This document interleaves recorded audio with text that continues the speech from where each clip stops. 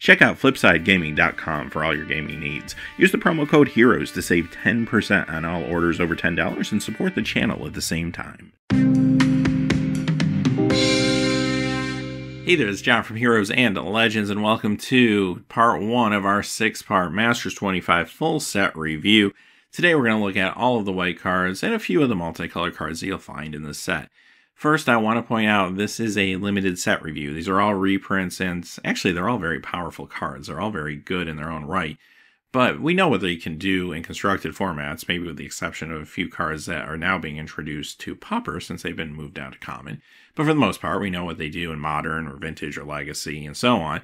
So today we're going to be talking about Draft and Sealed pretty much exclusively. Now, quickly before we get started, if you're looking for a way to support the channel and what we do here, there's a few ways in the description below. You'll find a link to our Patreon page.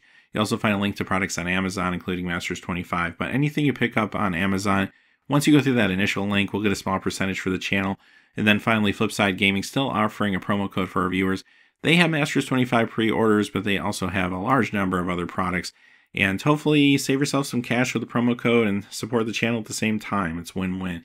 So thank you to everybody who looks at those in advance. And with that being said, let's get into it.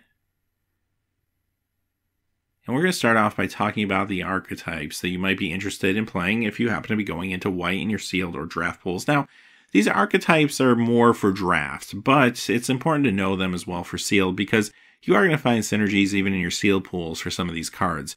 So white on its own is all about going wide token type strategy, very traditional. You're going to notice that with all of the colors that are in this set. They went with very traditional archetypes for all of them. Now, white does play really well, actually, with all 4 other colors, depending on what direction you want to go in. If you go with white and blue, you probably guessed it, one of the most classic archetypes ever, the Azorius control build. So blue will provide counter magic, card draw, tempo plays, while white kind of gums up the ground a little bit and provides the offense you need to actually win the game. Or you could decide to go white-black, which has more of an aristocrat's feel to it. Basically, white is the fuel for what black's trying to do in that archetype. You can gain life in white and then spend that life for abilities in black, or you can create token creatures that you can actually sacrifice for abilities in black. So white is kind of the supporting role for what black's trying to do in that particular archetype. If you go white-red, you're going to find yourself in a classic aggressive build. White's going to provide some removal spells and a lot of small creatures to get you started, while red is going to try to quickly get damage across again with small creatures and some direct damage spells to either clear the path or take down the opponent's life total. And finally, if you go white-green, you guessed it, Selesnya Tokens is back. So that archetype is going to support the white token creation as well as the green token creation. What's nice about mixing green in there, though, is you do get a little bit of ramp as well, not to mention some big creatures that can come in at the end to put away a game. So now that you kind of know the archetypes, that's what we're going to be referring to as we go throughout the video and we talk about the individual cards. So let's get started one by one with the first card. Act of Heroism. This is a great combat trick. You can really use this probably in any archetype that you choose. But I do like the fact that this is a very versatile one, and just generally I like combat tricks because if you don't have enough removal spells, so let's say I don't open enough of the white removal, in a pinch, this works just as well, sometimes even better, because I can turn around and make this more of an offensive spell from time to time, too. It's a classic defensive spell, the way it stands, the way it's written, right? Like, untap the creature so your opponent thinks the path's clear, buff the creature, you can even block an additional one, that's kind of awesome. It can save yourself sometimes, and maybe you actually win with a crackback. Or, you know, a lot of times you're in white and you just simply can't get those last points of damage across because your creatures are just too small later on in the game to matter, depending on what the board state looks like. So this allows you to, maybe in a pinch, surprise your opponent, get some extra damage across, and sometimes close out a game even. So these are great to run. Definitely like to have like a one of something like this in most of my limited decks. Akroma, Angel of Wrath. All right, let's get going with one of the big mythics already. So here's the problem with Akroma. It's just simply the casting cost. 3 white and 5 is very hard to pull off. Now, if this thing hits the battlefield, you're probably in a pretty good place. I mean, it's not indestructible, but flying, first strike, vigilance, trample, haste, protection from black and red, 6/6. I mean, the thing is a powerhouse, right? But you have to get it there. So how do you go about that? Well, your best chances could be perhaps actually the Selesnya colors, because you do have a little bit of ramp there. Or you also have cards like Elvish Piper where you can cheat this into play. And I think most of the time that's the route you want to go, is try to cheat this into play. Ramp could work some of the times, but I think something like the Piper is going to be more consistent. Or you could go with Orzhov colors because you have things like Hell's Caretaker, Zombify there. I think that's really the way you're going to pull this one off. You're not going to see this all the time, obviously, being a Mythic. But if you are in a situation where you can draft this, maybe even in pack 1, pick it up and then look for those other enablers. Achroma's Vengeance. Okay, if it was truly a nostalgic set, you would definitely need to have a white board sweep, and this does cover it.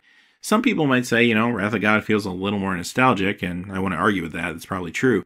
At least for the limited game, I'm okay with that because it also takes out artifacts and enchantments. And you know what? If I'm ahead and I don't need to use the panic button, I just simply cycle it away. Cycling on a card like this is phenomenal. If I'm not behind and I want to keep the pressure up, then great. I just cycle it away, hopefully find another creature to play or something like that. Phenomenal card really for any archetype. You're going to be happy to run this as a panic button, and when you don't need it, you don't need it. Just cycle it. Angelic Page. This is a card that actually isn't thrilling when you think of it as a 1/1 for 2, even if it does have flying, but the ability makes up for it. I wouldn't play a lot of 1/1 flyers for 1, honestly, but because I have this target attacking or blocking creature gets +1/+1 till end of turn tacked on here, that really does disrupt combat math for my opponent and makes my smaller creatures more potent.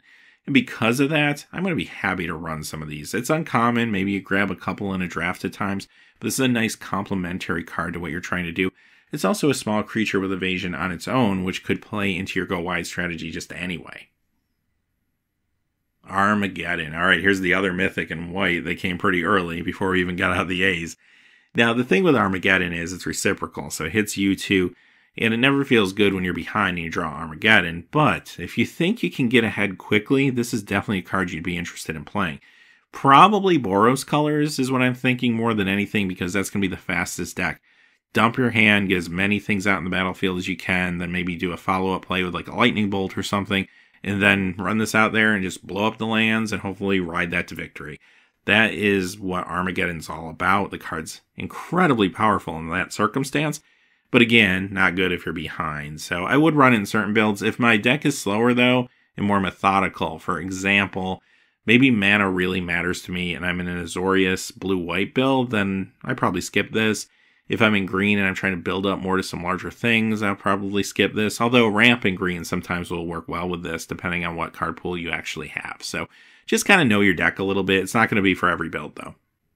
Oromancer. I actually like these. Now, I don't like 2/2s for 3s typically, but I think this ability, as long as I have enough targets for it in my deck, can be pretty good.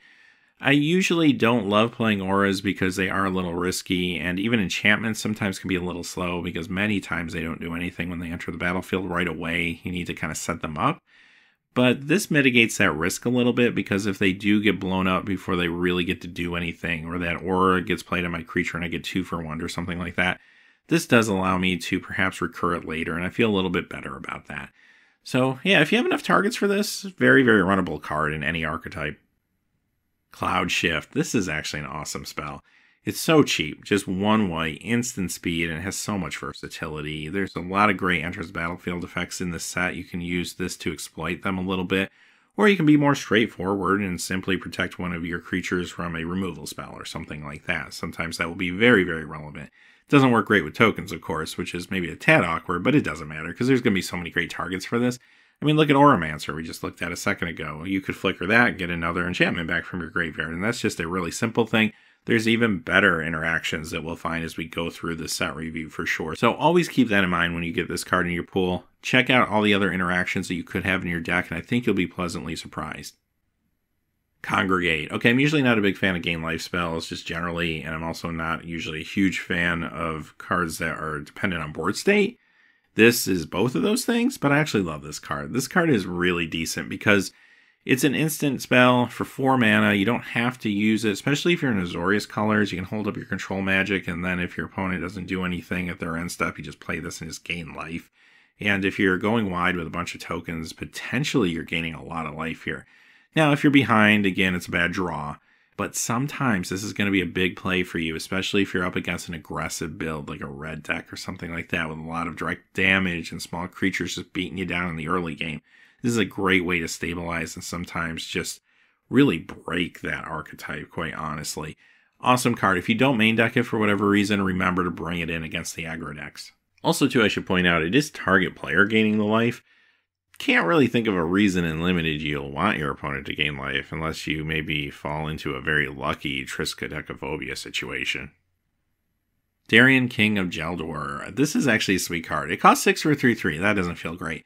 But the ability is very good. Whenever you're dealt damage, you get that many 1/1 white soldier tokens. So your opponent really has to think about how they're going to take you out of this game. Because there's a few situations that could arise. If they have ground pounders, yeah, they could hit you, but now you're going to have a bunch of chump blockers that could even group block to take out a larger creature. If they have flyers, well, that's okay. They can still get damage across. But if you have enough life, if it's still early enough in the game, they're going to be hit with a lot of small creatures on the ground in retaliation, and that might be too much for them eventually. So they have to really consider how they're going to get the damage across. The best way, of course, is to get rid of this creature. But if they can't do that, they do need to figure this problem out, and that could at least buy you enough time to get some more card draws and maybe stabilize if you're behind or something like that. So yes, this is very runnable at 6 for sure, and also plays into another way to create tokens, although it does usually leave it in the hands of your opponent a little bit, which you do have to consider. Sometimes will be a drawback. But there are ways to exploit this too, like for example, Urg Raiders. If you're in white-black, they could damage you potentially, and that could create some soldier tokens for you as well. Dauntless Cathar, really good 3-drop here. Like I said at the top of the show, I mean, all these cards are pretty good, of course. But this one, 3/2 for 3, and then later on you have the ability to recur it basically out of the graveyard by exiling it to get a 1/1 white spirit token. That's actually pretty sweet for 3 mana. There's a ton of upside here. Very, very runnable card. Excellent. Decree of Justice. This is a great card. This could be a win condition a lot of the times, especially if maybe you're in Selesnya colors and you have a little bit of ramp behind it. You could be making a lot of 4/4 angels with this thing mid to later in the game and just really put the game away at times. Now, if you're falling behind early on and you can't pull that off, you have the opportunity to instead cycle this. Hopefully find maybe that removal spell you need or something like that, or that extra land. And you also get some tokens to chump block with to buy you some more time even. Or just start to build out your board and start to execute your token plan. That's also something this card can just simply do. It's awesome. I mean, yes, you do want to be able to pour mana into this most of the time, but even if you can't, it's not a dead card. That's what I really like about it. Disenchant. Disenchant's a great card. I think the big question is, in this set, do you feel comfortable main decking it, or is this more of a sideboard card? I think for me, it's a sideboard card. There's not a lot of amazing artifacts in this particular set. There's a few that are important. And as far as enchantments go, there's a few, again, that are important, but I don't know if you'll see them all the time. I feel like the instants, sorceries, and creatures are really the meat and potatoes of this set. So remember it's in your sideboard because there will be plenty of opportunity to sideboard it in for value, but I probably don't start with it. Fencing Ace. This isn't for all builds. For example, if I'm in like blue-white, unless I have some really good buffs in white, I might be skipping this because blue doesn't really do that. Or if I'm in even black-white, there might not be a lot of opportunities to do great things with this card. But if I'm in like red-white, there are some buff spells there. Definitely green-white, because there are buff spells like Giant Growth, for example, which are phenomenal. You could really surprise your opponent with something like that. So there's a lot of reasons to play this in certain decks. So just know your build a little bit. You don't want to play this to just play it as a random 2-drop. Like, you want to have something to do with this. So whether it's an artifact that's buffing it or another spell, just make sure you have something that actually will execute a big play with it. Also, too, for you Pauper players, this got taken down to common for the first time, so you can actually play this in Pauper now. Fiend Hunter. I think this is a very critical card in white, actually, in this particular set, because white's got a lot of small creatures. You have your traditional white weenie-style creatures, you have a lot of small tokens, and playing this in the middle of the game when your opponent finally puts down a decent blocker gives you maybe just one more turn to get extra damage across, which could mean the difference between winning or losing the game in later turns when you're ready to use a buff spell to get one more push of damage across. And this card kind of set it up for you, basically. Lets you deal with their best thing. Also gives you some board presence, too, as a 1/3. Not huge, but that doesn't necessarily matter in this particular strategy anyway. Really good pickup. Many times probably first pickable. Also, too, you don't have to do this to opponent's creature. You can do it to your own creature, which maybe you'd want to do right before you play the board sweep or something like that. Geist of the Moors, another card that isn't common for the very first time, so Pauper players take note. And yes, it's a good limited card. It is 2 on color. Sometimes that can be a little bit awkward, but it's a 3/1 flyer. You're going to be happy to run this. God's Willing. This is another fantastic 1 casting cost instant spell in the set. Again, you can really surprise your opponent with this thing, because giving a creature you control protection from the color of your choice, and also scrying 1, that's important as well, but that ability is just super powerful and super versatile. So imagine these circumstances, like you have an important creature on the board, your opponent has a removal spell, you use this for just 1 white, protect that creature, that's one thing you can do with it. In combat, you can use it as a combat trick. If you need to get some additional damage across, maybe they only have one particular color blocker that can block a creature, then wonderful, protection from that color, get more damage across, maybe even put away a game. The card can just do so much. This is a fantastic pickup for any deck. Griffin Protector. This is actually pretty good. It's a forecasting cost 2/3, but it has flying. That goes a long way in the world of Limited, especially sealed, but it's still good in draft too. And the ability makes sense for what this color is trying to do. You create some tokens, maybe you actually put a couple creatures on the board each turn, and if that's the case, you're able to attack in with this for some extra damage. That's really what this particular color needs to do to get by. And also, too, it combos well with things like Selesnya colors. If you're in green and white, there's other ways to create tokens, or even red and white, because there's a lot of cheap creatures in red, too. It kind of supports what this card can do. Now, beyond that, I think it's important to note there's an interesting combo that you'll find in the set, and there's a card, we'll be looking at these cards later in the week, but there's a card in blue called Horseshoe Crab, which costs a blue to untap it. Then there's an aura called Presence of God that you can play on a creature and tap it to create a token creature at 1/1. So basically the idea here is if you put that on the Horseshoe Crab, you can just go ahead, tap it, make the 1/1, pay a blue, untap it. You could do that a few times over the course of a turn. A card like this would get bigger for the turn anyway, as long as you did that, right? So maybe it goes up 2, even 3. Now you're putting across 5 damage.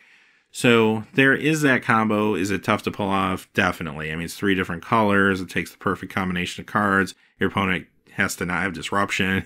But I think it's important to note because there are a few ways to exploit that combo that are in the set. And even if you're not using it yourself, I think it's important to know your opponent could be trying to pull it off. So just keep that in mind. But just generally back to this card, definitely a good flyer for you in Limited. Corona's Zealot. Here's one of the morph cards. They do fall into all 5 colors, actually. And this one's good because it can sometimes be a removal spell. It takes a little setup, obviously. You have to get it out there with the morph and then hope your opponent doesn't figure out what you're doing. And then at some point have the mana to flip it at the right time, right? So everything does have to fall in place. But I think it's worth it because even if you don't pull that off, sometimes having a 2/5 for 5 is good enough in some decks. Especially blue-white. You might want to slow down the board a little bit, slow down the game. Even Orzhov might want to slow down the game a little bit. So if you're in the market to do that, this is just a fine creature on its own too. Knight of the Skyward Eye. So, of course, if you're in green, this gets a little bit better. That's pretty obvious. But you know what? It's still a good 2-drop. A 2/2 for 2, sometimes you just simply need that. Even if you don't think you have good access to green, hey, go ahead and play this anyway because the 2-drop spot of your curve is one of the most important parts of your sealed or your draft deck. You want to make sure you have enough of these cards to give yourself a board presence. And this is just a fine one. Later in the game, maybe you do find some way to get green mana in your deck, and wonderful, this thing becomes even better. Cogming Sleeping Dragon. This one's kind of interesting. It has an Anthem effect. It's a 2/2 for 4, so it's a little fragile. And another thing that's kind of a drawback here is it's legendary. You will actually see a number of legendary creatures in the set that are at uncommon, which is a little bit weird, but kind of fun. I like that. So the only thing with this one, though, is yes, white does really want an Anthem effect, and basically this is the only show in town, so you're probably going to use it. But you can't stack them, even though it's uncommon, so that's a little bit awkward. And secondly, it's real easy for your opponent to remove this and maybe even blow you out if you're not careful. So just be aware of that. If you're attacking into open mana, for example, think through your attacks very carefully, because that +1/+1 to your creatures might be going away. So just remember that. Ultimately, though, is it a good card for this particular archetype? Yep. And it gets even better, of course, probably for the Selesnya colors if you're in white-green, or if you're in red-white, because, again, you'll have a lot of smaller, faster creatures in those particular colors. Core Firewalker. I love this card. Now, if you don't main deck it for some reason, the second you see your opponent play a mountain, remember that you have this, and remember to side it in next game, because it will do some work for you. Protection from red, fantastic. And also that life gain is not irrelevant either whenever a player casts a red spell. So that's a player. If you're in Boros colors, this card automatically gets better because you get to gain a little bit of life incrementally as you go. That's kind of nice. And if your opponent's in red, even better because not only are you gaining life off what they're doing, but you also have a 2/2 creature that's got pro red. So that's amazing. And you know what? Even if you're not in red and your opponent's not in red, is this still a playable creature? Sure, it's a 2/2 for 2. Granted, it's 2 on color. You rather have your 2/2s that are generic be like a white and 1, for example. But, you know, sometimes you just need 2 drops. And if that's the case, this one will be just as good as a lot of them. Loyal Sentry. Here's another card that appears in common for the first time for you Pauper players out there. This is actually a really good pickup, though, because in the old days of Magic, actually, Death Touch style cards were actually in white. We saw cards like Abu Jafar back in the day and stuff. So this has that feel to it. And this, in a lot of ways, is actually better than Death Touch because you don't have to actually do damage. It just simply blocks a creature, and it will destroy it. Now, it has to block the creature, so you can attack with it, and if it's blocked, it doesn't matter. It will just probably die because it's a 1/1. But if it blocks a creature, you get to destroy that creature. And also, the Sentry will go away too, so keep that in mind. But it's just a 1-drop, and it slows down the game. And again, maybe you don't care about that if you're trying to play a faster game like Red-White. But if you're in a color like Blue-White, you'll definitely be thinking about slowing down the game, protecting yourself in the short term, to get your card draw spells and get your extra mana on the board to hold back your counter magic and that type of stuff. So this is a great first or second turn play for sure if you're in blue-white. This probably doesn't make your cut all the time depending on your deck lists and what colors you're in, obviously, but it's still a very good card. Luminarch Ascension. Okay, I'm usually not a big fan of enchantments that don't do anything right away when they enter the battlefield, but I like this one. It only costs 2. That's a big deal for me, the fact that it's not a lot of resources going into it. And yes, I do have to protect myself through a series of turns before I can really truly turn this on. But if I can pull it off, you basically win the game. I mean, you have the ability to just create a whole bunch of angel tokens at that point and hopefully just run over your opponent, which is pretty awesome, right? But you do have to get there. Some decks, it's easier to get there than others. So this might not be 100% playable. Maybe if I'm in a deck that wants to be a little more aggressive and throw caution to the wind, like a red-white deck, for example, where I'm playing a lot of small creatures and I'm just trying to run over my opponent early, and I'm not worrying about not taking damage myself in the early game, then yeah, I probably don't play this. I'd rather play another creature on turn 2 or turn 3, keep the pressure on, right? But if I'm in a slower deck that I feel like I can protect myself, again, that could be a control deck, maybe blue-white, maybe even a deck that's a slower green-white deck that's going to play some larger creatures and give me some defensive abilities, then yeah, you know what? I'll go for it, and I'm going to try to make this happen, because if you can do it, it's going to be a huge play, no doubt. Lunarch Mantle. Okay, this one's a little risky. Not to say I would never play it or anything, because it is pretty cheap. And again, white does need to think about how they're going to get their damage across in the late game, and this card potentially could do that for you. So you might have to take the risk, actually, depending on your build and what cards you have available to you in your pool. Now, with that being said, just be smart about it if you use it. Don't play this into open mana, basically. You want to play this if you can when your opponent's tapped out or out of cards, because then what you can do is throw this on a creature, maybe sack a land, give it flying, and just get a large amount of damage late game to maybe even close out the game. That's really what this is about. If you just play this randomly and you get 2 for 1, that's not going to feel really good. Or worse yet, you play this on the creature, you sacrifice something to give it flying, and then it gets blown up and you just got 3 for 1s. Yeah, that's not going to feel very good. So just be smart about this. It's a utility card, but you have to use it very surgically. Noble Templar. If you've never played with these like land cycling cards, they are very good. This one, you can just search up a plains if you can't cast this thing. So a lot of times you draw your 7 cards at the beginning and you have this in your hand. Basically, it's just going to be a land for you. And you know you're going to be able to switch it out for a plains, and you could be happy with that. And it could be the difference between a mulligan and a keep. And you know what? If you're not having any land issues or you draw this later in the game, then it's a 3/6 for 6 with Vigilance. It's actually a pretty good card. So it's going to help defend you, again, if you need to slow down the game, but it also can put damage across, too. It's a very sizable creature. Nyx Fleece Ram. Another way to slow down the game. Again, good for white-blue decks, sometimes maybe even white-black decks. But yeah, this is going to cost you 2 for 0/5, nice little defender, and every turn you gain a life, and that can kind of mess up some red strategies. So again, if you're not main decking this and you're playing against red, you might want to consider bringing it in. Ordeal of Heliod. This is actually another decent aura because it's cheap. It's not going to cost you all that much. Even if you don't get to the point where you can gain the 10 life off of the thing, you can still get a little more damage across some of the time if you play your cards right, and that might be very important depending on your archetype. Again, probably a little better when you're trying to scratch across that last damage, like white and red, white and green maybe if you're going all in on tokens. Other decks might not want this because it does open you up again to a 2-for-1 situation, but sometimes I think it's worth playing. Pacifism, fantastic removal here. One of the cards I would say that is a first pickable common in some packs. Now, it doesn't deal with creature abilities. I mean, that's the problem with this card, but for only 2 mana, it basically effectively removes them from combat. That's phenomenal. And it's also an enchantment that you could use with, say, your Auramancer, for example, to bring it back if you needed to, so there's some synergies there. This card is going to be awesome for you. Again, it helps you get that extra damage across. If you're trying to go wide with tokens, that could be important, or, you know, just any deck, it's going to be good, just getting that extra damage across and removing the best creature from combat. Path of Peace, another removal spell, sorcery speed this time at 4, a little more expensive, but it is single white, much like Pacifism, so it is splashable, that's important to note. And, I don't know, giving the owner of the creature 4 life, I'm not too concerned about. In a pinch, you could do it onto your own creature if you need to gain life. Couple of reasons you might need to do that. First off, maybe you're up against a hyper-aggressive red deck and you just need to buy yourself some time. That's one reason. Another reason could simply be you're in the black-white deck and gaining life is going to help you use that life as a resource for something else. Or you just simply could use it on an opponent's creature and say, I don't really care if you gain 4 life because I'm beating you down with something large anyway, right? So this is a very good card. It actually gets better maybe in certain decks because it adds some versatility to your strategy in certain builds. But you know what? At the end of the day, it's a removal spell, and if this is what you got, you're going to be happy to play it. Promise of Bunrai. This card's actually super sweet. This is an enchantment that I want to try out, actually. When a creature you control dies, you sacrifice this, and you get 4 1/1 colorless spirit creature tokens.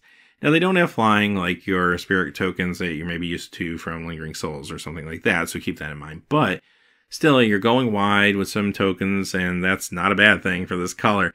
What I like about this card is you put it out for 3, and again, it slows you down a little bit, maybe not something you're doing in like red-white, but for a lot of decks, you put this thing down, your opponent's really got to figure out what they're going to do here, because if they let one of your creatures die, or allow you to have a creature die, then they're facing down more tokens on the battlefield that maybe eventually you're going to outrun them. So they really have to consider their actions very carefully in combat, or with removal, or what have you. If they remove one of your creatures, you're getting these 4 tokens. If they let you chump block something with an attack they bring in, you're getting these 4 tokens. Or if you're playing white-black, you might just be able to sacrifice one of your creatures and get the 4 tokens. So that's even better, probably, because it doesn't leave it up to your opponent. So there's a lot of ways to make this card even better than it is on paper, especially if you're in black-white. But when you're not, and you don't have a way to sacrifice a creature or something like that, your opponent still has to really think about their plays if nothing else is going to slow them down and buy you some more time. So this is a really good card. It got downgraded actually to an uncommon in this set. It used to be a rare originally. Renewed Faith. Another gain life spell, but I do like the fact that it has cycling. So again, if I don't need to gain the life, I can simply cycle. I still gain a couple life. Probably better in the black-white deck again because the gain life might have more implications there, because you're able to pay life to do certain things. We'll see that once we get to black. But for the most part, I might find myself not running this if I'm not in that deck and just sideboarding it in a case that I'm up against a more hyper-aggressive, maybe red deck. Rest in Peace. Sideboard card, I mean, this is here for constructive purposes more than anything, but there are graveyard interactions in the set, so when you sit down in game 1 and you lose to a graveyard interaction of some kind, then go ahead and sideboard this in. You'll be happy you have it. Savannah Lyons. This is actually a sweet card from back in the day. It's got some new art on it that looks awesome. And this is the first time it's in common for you Pauper fans out there. This is a powerful creature in Limited. I mean, a 2/1 for 1. It allows you to start off with some early damage. It will almost always trade up for a 2/2 or 3/3, so it's got good economy behind it. And again, it's better maybe if you're trying to go hyper-aggressive like red-white or something like that. But just generally, it's a good, solid creature. Now, it's kind of funny because nowadays we've seen one casting cost 2/1s that actually have upside to them. But back in the day, this was a powerful card. And within this limited environment, it is still a powerful card. Squadron Hawk. This is kind of nice again for what White's trying to do with the go wide effect, because if you have a few of these in your deck, it's basically card draw to pull them out or tutor for them, however you want to look at it. But by playing these cards, giving yourself some small flyers that maybe you can buff a little bit occasionally, you get that damage across, and this could be the evasion you need to put a game away. Now, they're better in draft probably than sealed, because a 1 of these in a deck isn't super exciting, maybe not even playable, but a 2 is a little better. A 3 is really good, a 4 is fantastic, a 5 is amazing, right? So the more you can get, the better. But they do only cost 2, and if you desperately need a flyer, having a 1 of isn't necessarily the end of the world either. So very good card that's going to help you just push your board presence fast and early, hopefully. Swords to Plowshares, one of the best removal spells in the history of Magic, hands down. I get it, your opponent does gain some life, that's a thing, but you know what, you're getting rid of their best thing, and you're exiling it for just 1 white mana at instant speed. This card is first pickable in a lot of packs, and I do have to point out too, in a pinch, if you need to gain some life, you can do it to your own creature, which might become relevant in some of those Orzhov builds too, the white-black. Thalia, Guardian of Thraben. Really, really good card here. Again, maybe in some ways more here for constructed than for limited, but it's still a good limited card in the right deck. Though, remember, non-creature spells cost 1 more to cast. That affects you too. So you want to be pretty creature-focused if you play this. And you know what? White-red decks a lot of times will be... They might play some like lightning bolt style effects and such, but those are usually cheap enough that this isn't the end of the world. And also the white-green decks, if you're just going really creature heavy, they won't be bothered too much by this typically. So know your deck. If you're going white blue, you might want to skip this one, but if you can play it, a 2/1 first striker for 2 is going to be awesome for you.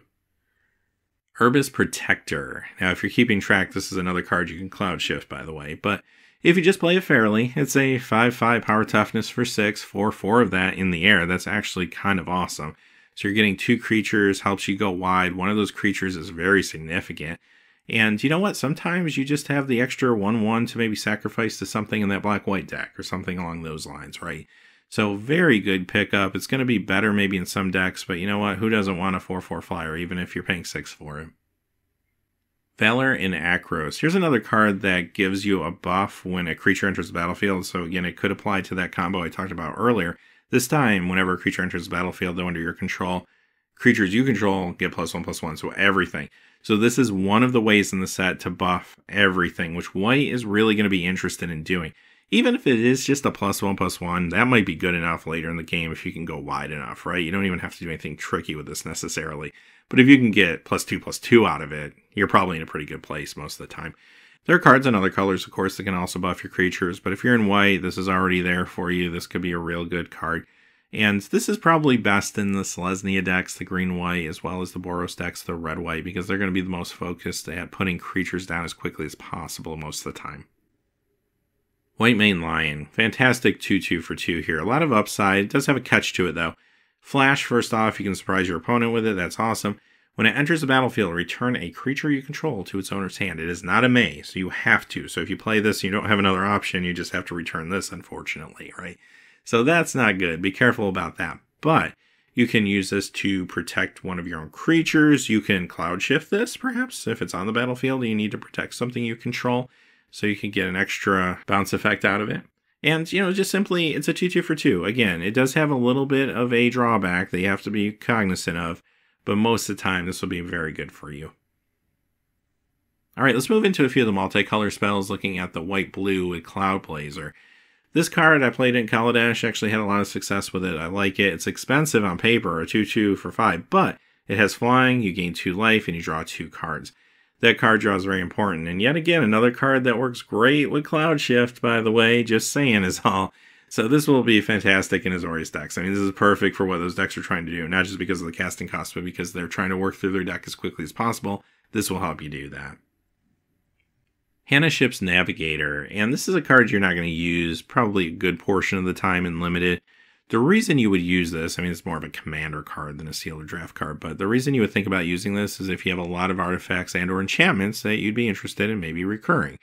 And if you have a card like this in your pool, it does open up some possibilities that you could use some more risky enchantments or auras that potentially you wouldn't have otherwise. And if that's the case, then yeah, you know what? You might find something to do with this card, but I think a lot of the times it's in your sideboard, considering at the end of the day, it is a 1/2 for 3, 2 different colors. It doesn't really have a lot of economy behind it if you're not using that ability. Pillory of the Sleepless. We move into white-black with this card, and basically it's a pacifism where you pay an extra black, but what do you get for that? Well, the creature that it enchants will actually ping its owner every upkeep, so that's actually kind of nice. So you're doing damage at the same time. Now, it does have the same drawbacks that pacifism has. I mean, it doesn't do anything for abilities on the creature. But again, effectively removing them from combat. So they can't block, they can't attack, and that alone is pretty awesome for 3 mana. I'm really happy to play this card just generally. And you know what? If it does get destroyed or the creature dies and this goes back to my graveyard, there's ways to bring it back. We just saw Hannah perhaps, although now you're getting deep, adding a 3rd color. Or an easier way to do it would be like an Auramancer. Vindicate. Okay, one of the best removal spells probably ever printed. It is sorcery speed, but look at that. Destroy target permanent. I do have to say this too while we're on this card. I love the watermarks, and I love these cards that are the classic powerful cards that are really simple and no flavor text. Just simply destroy target permanent. They went back to the original art on this as well. It looks amazing. This card is, even though I don't like to first pick like 2-color cards or 3-color cards or anything like that, because early on in a draft, if it's pack 1, you don't want to necessarily start pigeonholing yourself too much into certain colors. You want to stay open as much as you can. But I would consider first picking this because it is just so awesome. Target permanent can deal with any problematic card on the battlefield, basically. A land, a planeswalker, of course a creature, enchantment, you name it. So the card is phenomenal, no matter what you're doing. Of course, you have to be in those colors, but if you can swing the casting cost, I play this thing. Conflux. This is our last card we'll look at today, and it's real hard to cast. It costs 1 of each color and 3. You're not going to play this a whole lot. I mean, are there decks that could probably pull it off? Sure. There's some ways to kind of mix up your colors, especially if you're in green as a core color, to perhaps actually make this happen.